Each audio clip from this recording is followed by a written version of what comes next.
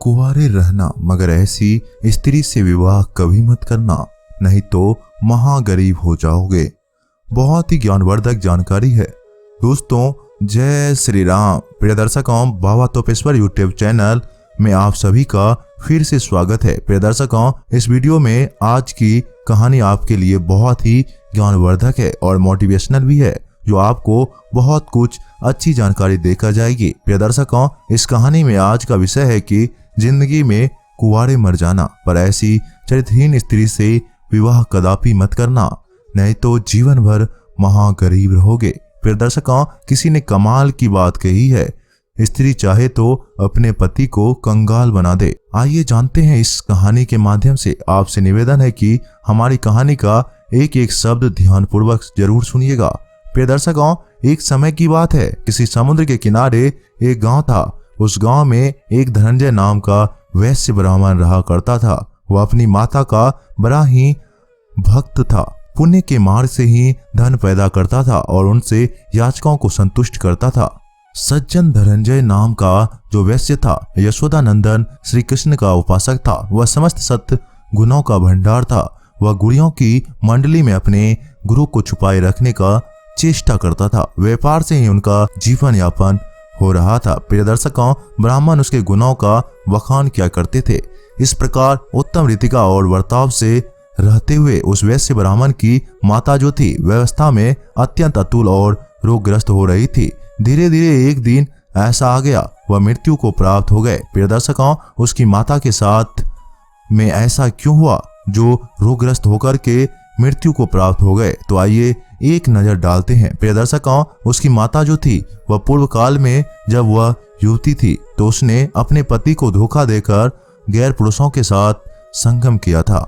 वह अपने पति और सनातन धर्म का दुराचार का आश्रय ले तो अच्छा चारनी हो गई थी, इसलिए मृत्यु के बाद वह नरक में गई। उसका पुत्र धनंजय पूर्व जन्म की तपस्या के उदय होने से किसी शिव योगी के साथ पाकर धर्मचरण में तत्पर हुआ। वह माता का भक्त तो था ही, इसलिए उसने माता की हड्डियां लेकर उन्हें पंच गंभीर और पंचामित्र से स्नान कराया और एक करतंब नामक गंध का लेप कर फूलों से उनका पूजन किया। तत्पश्चात उन्हें वस्त्र से लपेटकर उससे रेशमी वस्त्र लपेटा, फिर चिकने सूती वस्त्र से अमृत कर मंज दिए, यानी कि गेरुआ रंग में रंगते हुए गेरुआ वस्त्र द्वारा उस पर मिट्टी का लेप कर दिया। प्रिय दर्शकों, तत्पश्चात उसे तांबे समुर्ख में रख कर के वह गंगा जी के मार्ग पर चल दिया, यानी कि उन्होंने श्रद्धांजलि देने के लिए चल दिया, अपनी मां की आत्मा को मुक्ति दिलवाने के लिए। प्रिय दर्शकों, धनंजय पवित्रता पूर्वक रहता था और विविधि या पवित्र भूमि पर सोता था। इस प्रकार उस घटली को लाता हुआ रास्ते में जा रहा था, तब तो उसे ज्वार आ गया, यानी कि बहुत तेज बुखार आ गया। जब उसने उचित मजदूरी करके एक कारा को अपने पास बुलाया और उसने कहा कि जो भी तुम मजदूरी हमसे लेना चाहो, उचित मजदूरी हमसे ले लो और हमारी सहायता करो। और हमारी माता जी के यह कुछ हड्डियां हैं और इसमें कुछ सामग्री है, इसको काशीपुरी में पहुंचा दो। दोस्तों, वही हुआ। एक कारा के द्वार पर धनंजय काशीपुर में गया। वहां पर कारा की रक्षा के लिए बिठाकर कुछ खाने के लिए वस्तु लेने के लिए बाजार में चला गया। कारा अवसर पाते ही उस भारी से तांबे के संपुट को ले करके अपने घर की ओर चल दी। उसे कुछ लगा कि इस तांबे के संपुट में कुछ अच्छे मोहरे हैं, कुछ सोना चांदी है, यह हमारे बहुत काम आएंगे। यह सोच करके उसने तांबे का संपुट लिया और अपने घर के लिए भाग खड़ा हुआ। दोस्तों, धनंजय ने विश्राम स्थान पर लौट करके जब देखा सब सामग्री में वह तांबे का शैम्पू नहीं दिखाई दिए, तब वह हाय हाय करता हुआ उसे ढूंढने चले और धीरे धीरे उस कारागार के घर पर जा पहुंचा। इधर दोस्तों, वह कारा भी किसी वन में पहुंचकर जब तांबे के संपुट को देखता है, तब उसे हड्डियां दिखाई देती है। यह देख करके उन्हें वहीं छोड़कर वो उदास भाव से घर लौट आए। इसके बाद धनंजय उसके घर पहुंचा और उसकी स्त्री से पूछने लगा, सच बताइए, तुम्हारा पति कहाँ गया है? उसने मेरी माता की हड्डियां ले ली है, उन्हें दिलवा दो, हड्डियों को शीघ्र दिखाओ, मैं तुम्हें अधिक धन दूंगा। तब उनकी स्त्री ने अपने पति से जाकर के सारी बात कही। कार लज्जा से मस्तक झुकाए हुए घर से निकला। सब्र तांत बटा करके धनंजय को अपने साथ ले गया, परंतु देव योग से वह उस स्थान को भूल चुका था, उस दिशा को भूल गया था जिस दिशा पर प्रदर्शन को संपूर्ण पैक करके गया था, जिसमें धनंजय की माता की अस्थियां थी। दोस्तों, स्थान और जगह भूल जाने के कारण वो वन में इधर से उधर भटकने लगा और एक वन से दूसरे वन में घूमते घूमते थक गया और धनंजय को वहीं छोड़कर अपने घर लौट आए। 2-3 दिन बाद घूम करके धनंजय भी काशीपुर में लौट आया। प्रिय दर्शकों, उसका मुख बहुत उदास हो चुका था। धनंजय गया तीर्थ और प्रयाग तीर्थ का सेवन करके पुनः अपने देश लौट गया। इस प्रकार भगवान विश्वनाथ की आज्ञा के बिना उस स्त्री की हड्डियां काशी में प्रवेश करके वे तत्काल बाहर हो गए और उनसे हड्डियों को काशी में जाकर के जल में नहीं छोड़ पाया, श्राद्ध नहीं करवा पाए। प्रिय दर्शकों, इस प्रकार किसी पुण्य से काशी में पहुंचकर भी पापी मनुष्य उस क्षेत्र का फल नहीं पाता, वो तत्काल वहां से बाहर हो जाता है। अतः भगवान विश्वनाथ आज्ञा ही काशी में रहने का कारण होती है।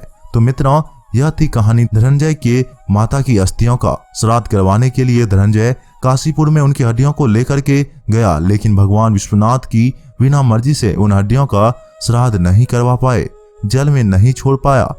काशीपुर में जाकर के भी उसकी हड्डियां फिर पुनः वापस जंगल की ओर चली गई। तो मित्रों, इस कहानी से हमको एक शिक्षा मिलती है कि जो भी स्त्री अगर अपने पति के साथ धोखा करती है, पति के साथ दगा करती है, पति को छोड़ करके प्राय पुरुषों के साथ में सुहास करती है, प्राय पुरुषों के साथ में काम वासना से पीत होकर के स्थगित कीड़ा करती है अर्थात संभोग करती है, तो उसका परलोक बिगड़ जाता है। उसे उस पाप को भरना पड़ता है और ऐसा भरना पड़ता है कि उसके लिए नरक में भी जगह नहीं मिलती।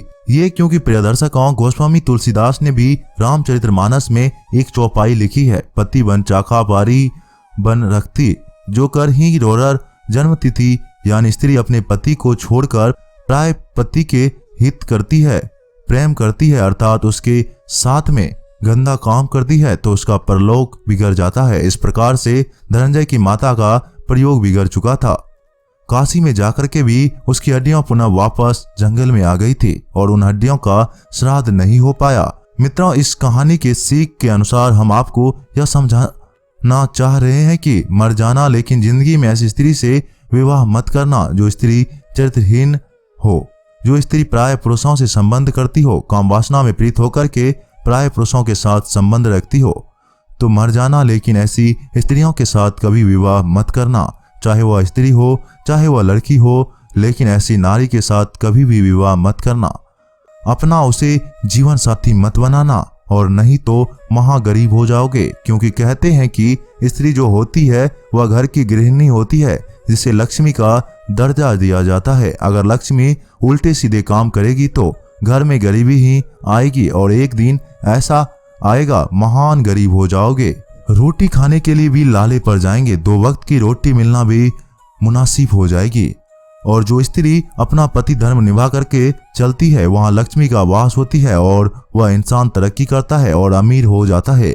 दोस्तों, इस कहानी में यही शिक्षा देते हैं कि चरित्रहीन स्त्री से दूर रहना, चरित्रहीन लड़की चरित्रहीन स्त्री से बहुत दूर रहना, इसके साथ कभी भी रिश्ता मत जोड़ना अर्थात विवाह मत करना, और नहीं तो सारी जिंदगी गरीबी रहोगे। ना तो तुम्हारे पास पैसा होगा, ना तुम्हारे पास कोई काम करने के लिए काम होगा, ना तुम्हारे पास खाने के लिए भोजन होगा, अर्थात तुम एक महान गरीब बन जाओगे और दर दर भटकते रहोगे। क्योंकि चरित्रहीन जो स्त्री घर में आ जाती है उस घर के लिए वह बर्बादी है। और यही बात हम जो स्त्रियों के लिए बता रहे हैं कि चरित्रहीन स्त्री घर बर्बाद कर देती है, तो ये नियम पुरुषों के लिए भी लागू होता है। जो पुरुष अन्य स्त्रियों के साथ संबंध रखता है, उनके साथ हित करता है, तो यह दुख का कारण बन जाता है, क्योंकि उसके भी गंदे कर्म से घर में गरीबी आती है, दुख दरिद्रता आती है। तो दोस्तों, आशा करते हैं कि आपको इससे काफी कुछ सीखने को मिले होंगे। मिलते हैं एक नए वीडियो के साथ, तब तक के लिए धन्यवाद।